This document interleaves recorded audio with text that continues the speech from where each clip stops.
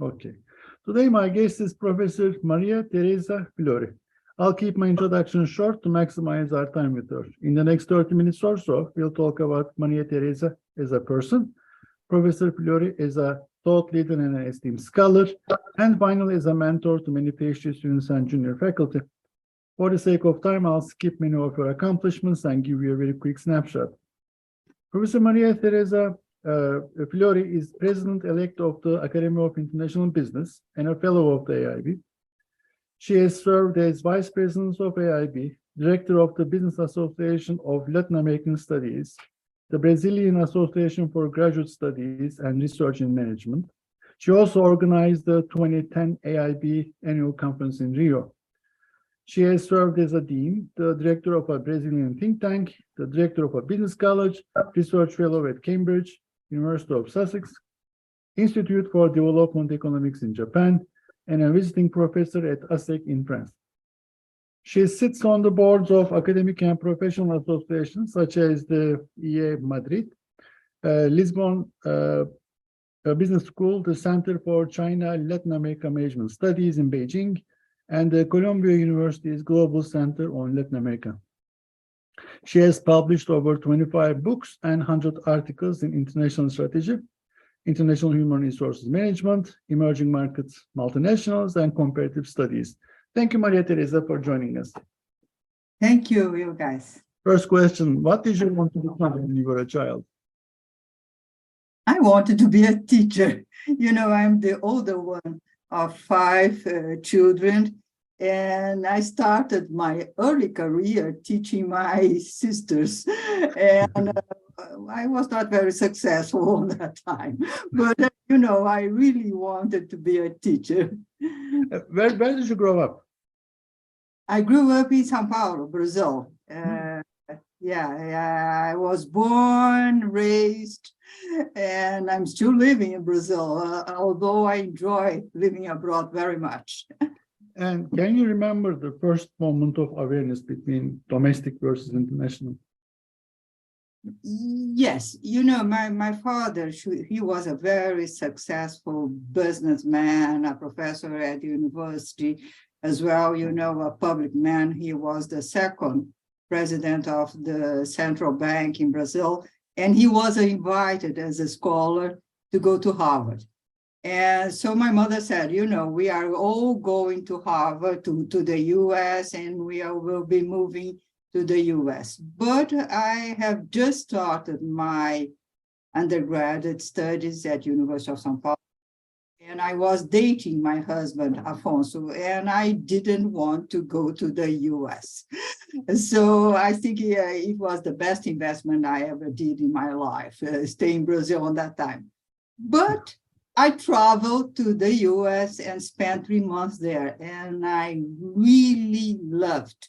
You know, it opened my mind. I attended classes at Harvard, seminars, and I really enjoyed it. So I decided that I wanted to live abroad.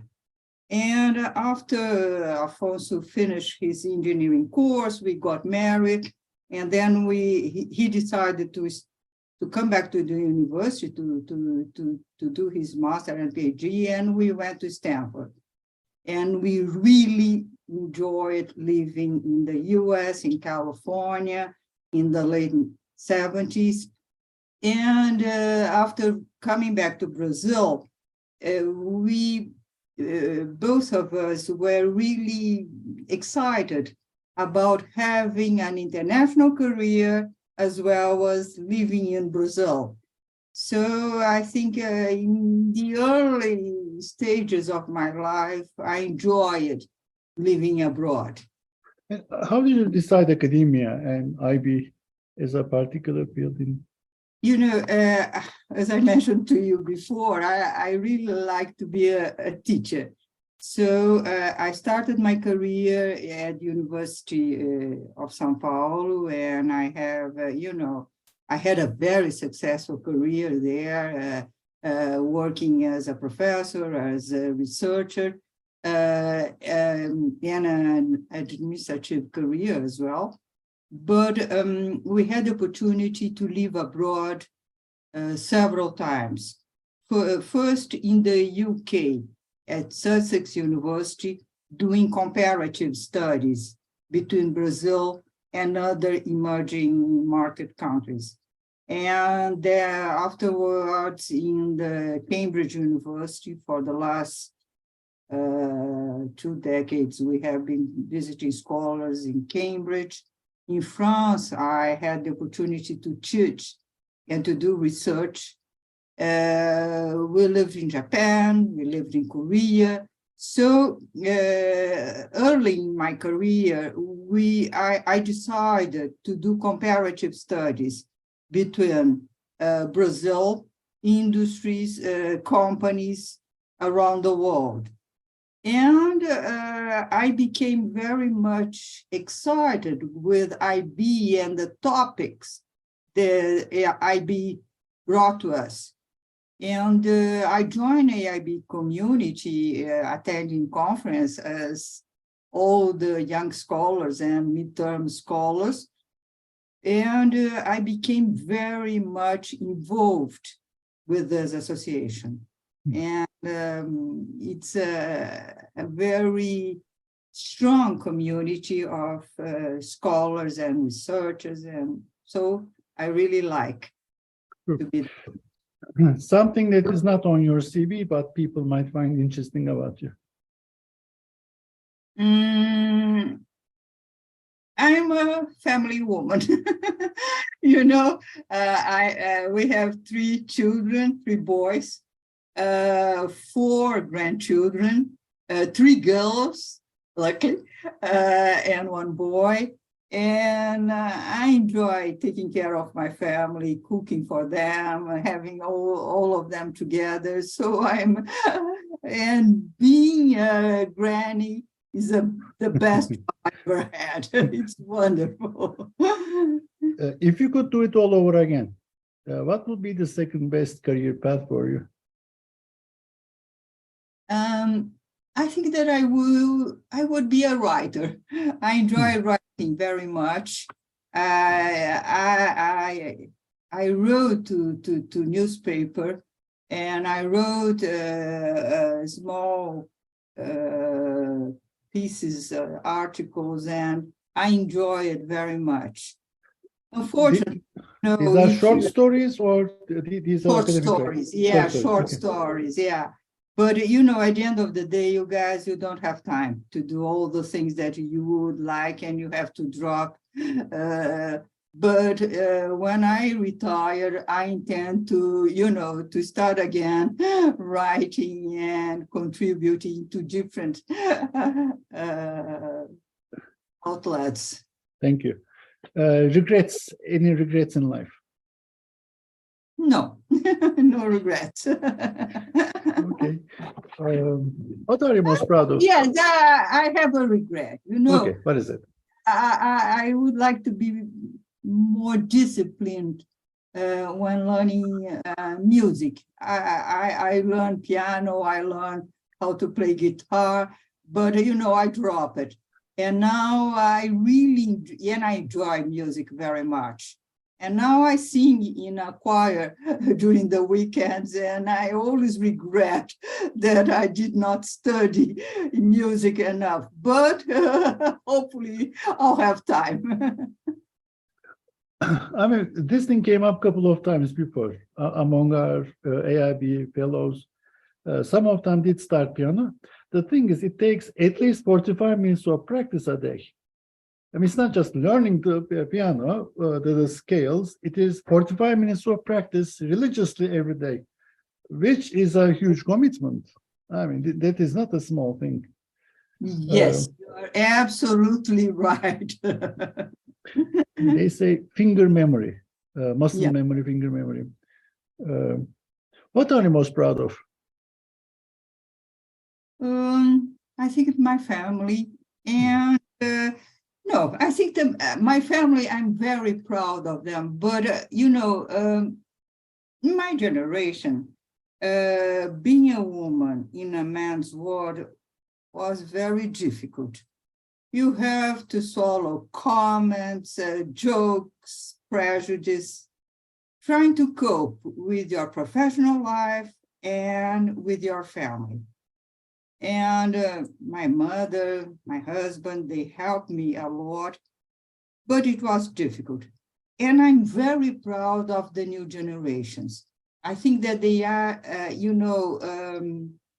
looking at all the career path, all the achievements that they can reach, and they have a different mindset regarding gender, race, diversity.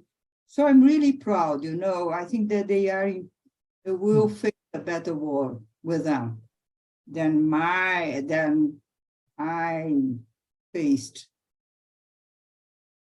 Thank you. Last question. What are you most passionate about? I think that my family. Okay. I'm passionate. If I start to talk about my children and grandchildren, I will not stop, you guys.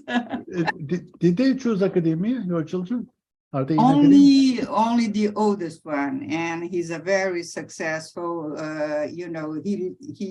he works at the University of São Paulo, and he's very successful with all the startups and entrepreneurship with people from engineering school, from the business school, design, from the health. So he's very successful, but the other two, no. They all work as a consultant, in big companies and so on.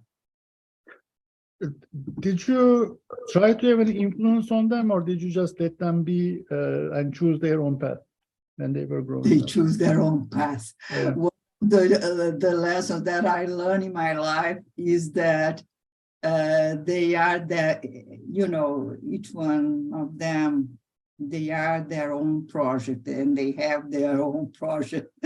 And as a mother, you can support them, not influence very much. And we are very close.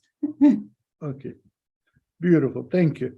Now, I'm going to switch gears towards research. Now, you mentioned you started with comparative studies early on, but say you're stranded in a bar and pub, and people are curious about you. How do you explain your accomplishments and what you do, the importance of your research to people who don't read JIBs? I think that I will mention that I study firms, the local firms, like, for example, the firms that supply the beer in the pub, the foreigner, the multinational firms that supply the wine. For example, if I go to a British pub, I can mention the Jacob Creek. It was an Australian wine, very popular in British pubs, and mention that they are part of a global value chain, GVC, and they can deliver the wine. Sometimes it's a cheap wine, sometimes it's a very expensive one. But I try to look at those dimensions, as well as if it is a sustainable wine, and try to give them examples like this. In a pub, you have to adapt your own talk to the interests of the audience. Sure. Things that are omitted in IB research, overlooked, understudied, underdeveloped. I think, as I am a sociologist by training, I think that the socio-political variables should be more emphasized. We have a new journal, not a new journal, a 6-year journal, JIBP, AIB ecosystem, and they are trying to fill this gap. But I think that those variables are missing, and now they have been tackled for young with different perspectives, but I think it still has to be studied more deeply. Thank you. You mentioned sustainability. This is not what you're talking about here, though. You're talking about macro variables like political science, international relations in the question, right? This is what you mentioned. Yeah. About creativity in scholarship, what is it for you, and how does it come to you? How did you move from, for instance, comparative studies to international HR to international strategy? How did you make these connections in your career? A very good question. You know, I think that some themes you are always looking from different perspectives, and this is creativity, and not only to look at the similar questions that everybody is asking for. For example, I studied culture, organizational culture, countries' culture many times in my life. Now, when I look at this new phenomena of digital economy, digital transformation, culture and cultural crafting emerges as a really important phenomenon. And it's the most difficult thing for a firm to implement is to change the mindset and to implement a digital culture in a firm. So I think that if you look at some traditional classical themes in our research with new lenses, new approaches, and ask new questions, you know, you go ahead and you can contribute both to theory and to practice. But of course, it's difficult. If you think about it, you mentioned you were trained as a sociologist. You started with a macro perspective in sociology, and then you have a great context, Brazil, huge, it's like a mine, huge mine. Once you dig, you can't stop. There's a lot of things coming out. Yeah. But then you can easily make these, not easily, but you can make these connections because the context you're operating in is very rich. But the current PhD students are very focused in one paper, right? They just know their papers, their job market papers, and they don't really read wide and deep, basically. So if you can give them some idea about what's going to be the next big wave in IB in the next 5 to 10 years, at least to give a direction. These are the important topics in IB. I think that, you know, the United Nations SDG, Sustainable Development Goals, I think that they will be studied in the next years, as well as the big challenges that provoked by the terrible events like the Ukraine war and all the consequences in the globalization process, in GVCs. We have been talking about, you know, regionalization and what will be the role of the multinationals in the next future. So I think that those topics will still be very much in the debate for the next years. Thank you. So when you work, do you write every day? Or do you just wait for some ideas to come and then in one dash, do you complete a paper, or do you write every day 800 words? What do you do? What's your style? I think that I do a little bit of both, but sometimes, you know, reading and you some insights comes and you say, this is the next stop, and I'm going to study it, and I feel that, and I think that you have to be passionate about it. Otherwise, because you have to be resilient when doing your research.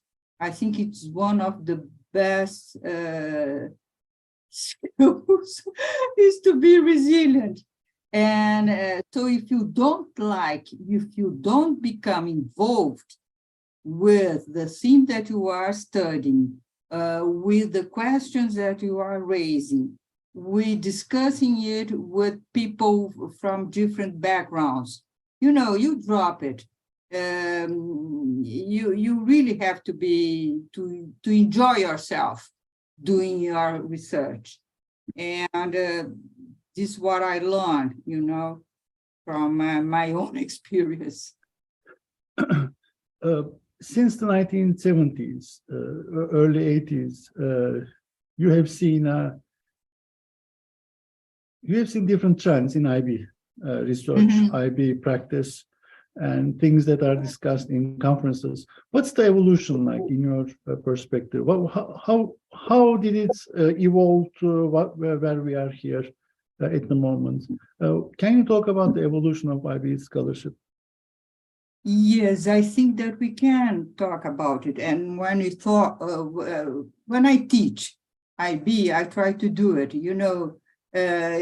asking the same questions that John Dunning asked Heimer, and then John Dunning, and then the Uppsala school, Johansen Bone, and then all people that came, Peter Buckley and internalization process. And so you can look at the history of IB in a kind of evolutionary way. But I think that one of the most promising things is to integrate different disciplines. So when we can integrate, for example, not only people from strategy, but from management, from marketing, from finance, from supply chain and international operation, your own research becomes much more rich and with new insights, new perspectives. So it's very interesting to teach IB. That's why I enjoy teaching, and to look at this evolution. You guys, once I had the opportunity to go to John Dunning. We were living in Cambridge, and Christine and John invited us to have lunch with them in his house in Reading.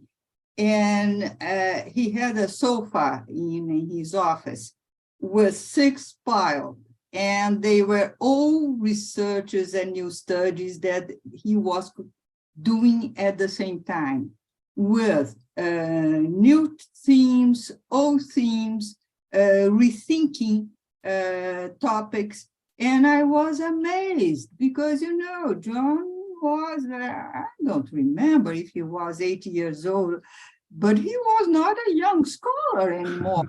And he was so excited with all the projects, and his office was perfect.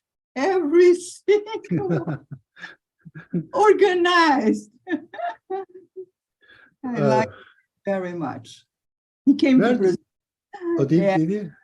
Yeah, I had the opportunity to invite him. And then when we hosted AIB 2010 in Rio, all the big names came. I was so, proud and excited with that conference. In all these places that you've been to, you taught, you studied, you lived, which place was the most fun to teach IB?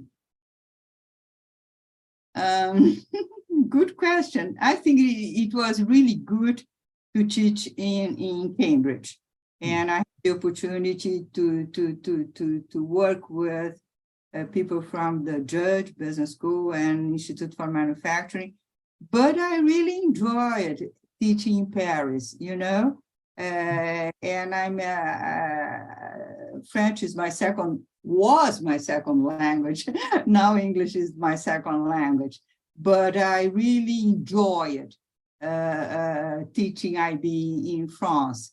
Actually, I have to do it again in January because I'm always invited to. Perfect. When you were going through the process, the PhD program, the training yourself, what was the best advice you received from your advisor? What would be What was my the best advice you received from your advisor when you were going through the program?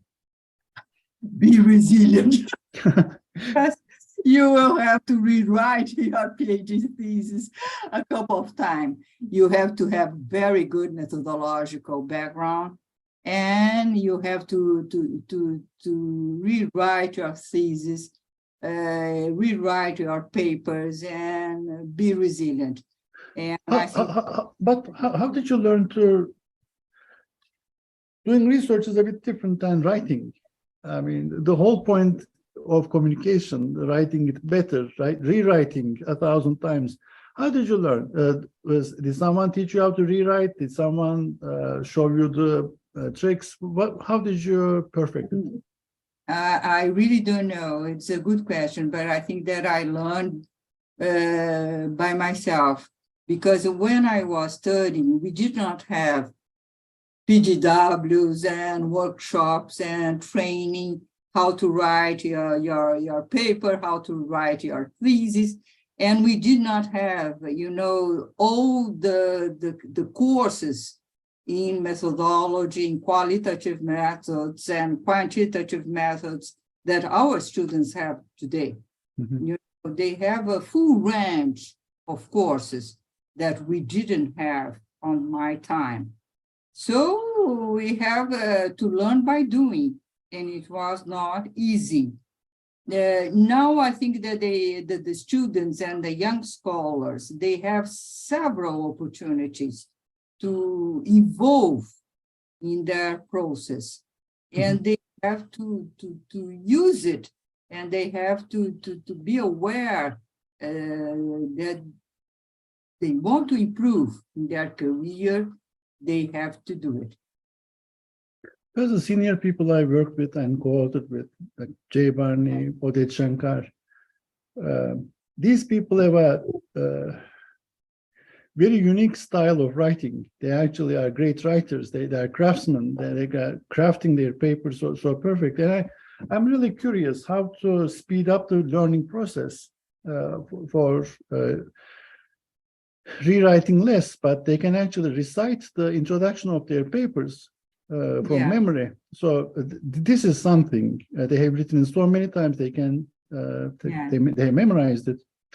So in your opinion, if I may, you guys, for example, Jay Barney, he has a wonderful presentation about how to write an introduction.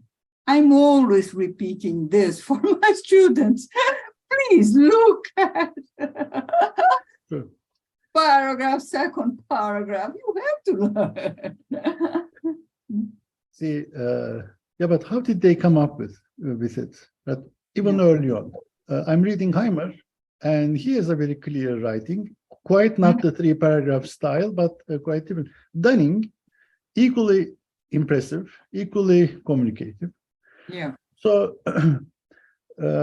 the top 3 mistakes that you see that junior faculty or PhD students make in the field that you say, you should not do that. What are the top 3 mistakes?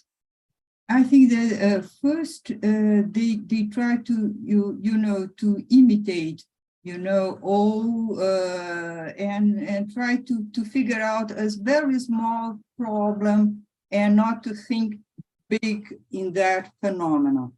They try to do write literature reviews with all the literature about that topic, and not go straight to the relevance and what are the main issues. And they are not sure about their contribution. I think that in the abstract, you have to think very clearly. What is your research question? How are you going to tackle this research question? What is important in your literature review? what will be your contribution? You know, you have to have those questions very clear in your mind. And try to look at the phenomena with a new perspective.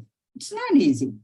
And as much as you can, try to be interdisciplinary and look at other approaches, you know, to that phenomenon.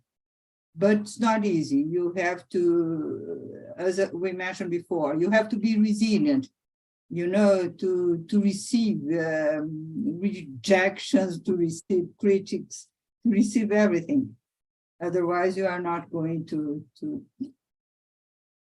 you drop the researcher's career. Do you still get rejections yourself? Sorry? Do you get rejections yourself? Oh my God. Many, many times. And Really? I have been always learning. How do you deal with Our this? game. So let's say you received a rejection from some journal that you spent 2 years on this paper on. So how do you deal with it? What's the process for you? First of all, I try to read and reread, you know, all the critics, all the issues that were raised. And I said, okay, sleep for a while, and then we will tackle this paper again and see what is its potentiality. And if it's not, you know, I thought it would be a wonderful paper, but it's not. So I can do it 2 ways. The first one is go back, for example, to a conference, presented again with a new issues, new perspectives, or look at the paper and try to use the critics to improve it, and then go to another journal and think about what to do with that paper. It's not easy. That's why we are always talking about resilience in our career. And even, you know, once I was in a PGW with Jonathan Dorr, and Jonathan mentioned something that I think it's very interesting. He said, I am the son of an English literature professor, and I respect writing very much. So I send my papers to, you know, proof writing in English. And I said, if Jonathan do this, everybody has to do it, you know. You have to learn all the crafts of writing a good paper. For writing, it's not easy. Yeah. Maria Tereza, last question. What's the question that I should have asked you but haven't? I think that, you know, I really enjoy AIB, and I really hope, as I mentioned before, I said to you that I hosted AIB 2010 in Brazil, in Rio. Then I organized 2019 in Copenhagen, and now we'll have 2023 in Warsaw. And I think that a question that should be asked is why IB is unique.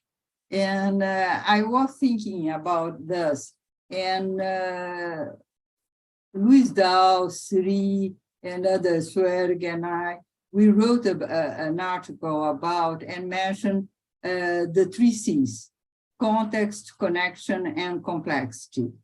And I think that IB is unique because you always have to think about context. You are looking at the phenomenon, but it is a phenomenon that was born in an emerging market form, or was it in a developed world? What are the connections between that phenomenon and other issues around, and complexity? So I think that we have a unique field of research, and we have very good communities to share our thoughts, to share our doubts, and to share, our future, our next questions, even our career. Beautiful. Thank you. Thank you so much for your time. I enjoyed this conversation. I'm sure the audience will agree with me. Thank you, Maria Tereza. Thank you, guys.